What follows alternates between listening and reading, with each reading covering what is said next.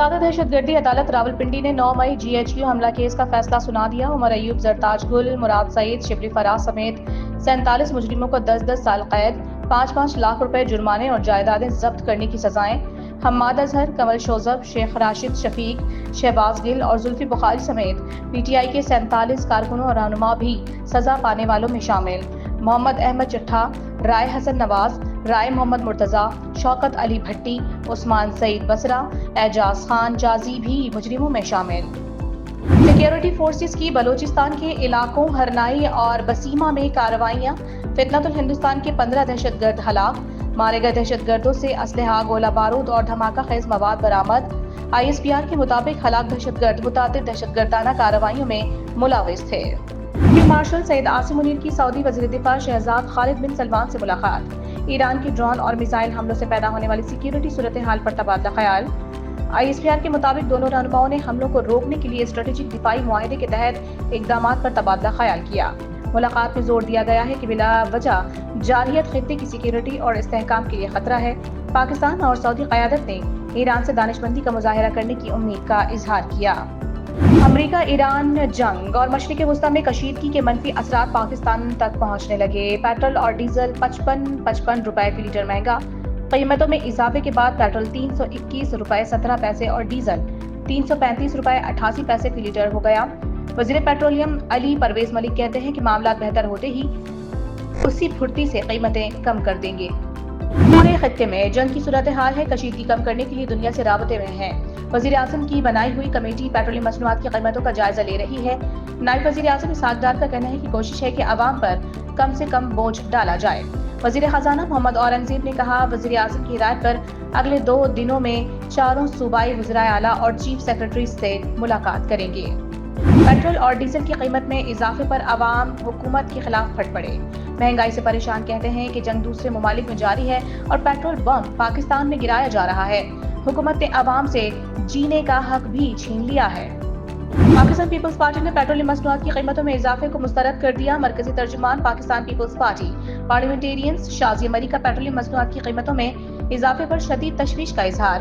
कहा, पेट्रोल और डीजल की कीमतों में फी लीटर 55 रुपए का इजाफा अवाम पर बड़ा माशी बोझ है। हुकूमत को खदशा था पेट्रोल की किल्लत होगी और लोग जखीरा कर लेंगे। हुकूमत ने सोचा पंप्स 4 पैसे कमाए और इससे पहले खुद कमा लें। पेट्रोलियम मसनूआत की कीमतों पर मिफ्ता इस्माइल का शदीद रद्द-ए-अमल। कहा, 55 रुपए का इजाफा बहुत ज्यादा है। महंगाई बहुत ज्यादा बढ़ जाएगी। पाकिस्तान के करंट अकाउंट खसारे पर भी दबाव बढ़ेगा। आबनाए हुर्मुज़ में जारी बहरान के दौरान रूसी तेल पाकिस्तान को सप्लाई किया जाएगा। 7,33,000 बैरल रूसी खाम तेल जल्द पोर्ट कासिम बंदरगाह पर पहुंचेगा। रूसी मीडिया का माहिरीन के हवाले से दावा।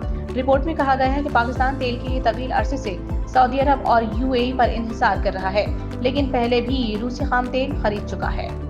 मशरिक़ वुस्ता में जारी कशीदगी के बायस आलमी मंडी में खाम तेल की कीमतें आसमान पर पहुंच गईं। बरतानवी ब्रंट खाम ऑयल $5 के इजाफे से $90.77 फी बैरल तक पहुंच गया। अमरीकी WTI खाम तेल की कीमत में $7 का इजाफा $88.34 फी बैरल में फरोख्त हो रहा है। ईरान जंग के बाद अमेरिका में पेट्रोल की कीमतें 1.5 साल की बुलंद तरीन सतह पर पहुंच गईं। एक हफ्ते के दौरान पेट्रोल की कीमत में 34 सेंट तकरीबन 11% इजाफा फी गैलन $3.32 का हो गया। डीजल की कीमत में उससे भी ज्यादा तेजी, औसत कीमत $4.33 फी गैलन तक पहुंच गई। अमेरिका और इजराइल के ईरान पर हमलों का 8वां रोज, शहदा की तादाद 1332 तक पहुंच गई। रात गए तेहरान पर बड़े फजाई हमले, आजादी टावर के करीब शदीद बमबारी की गई।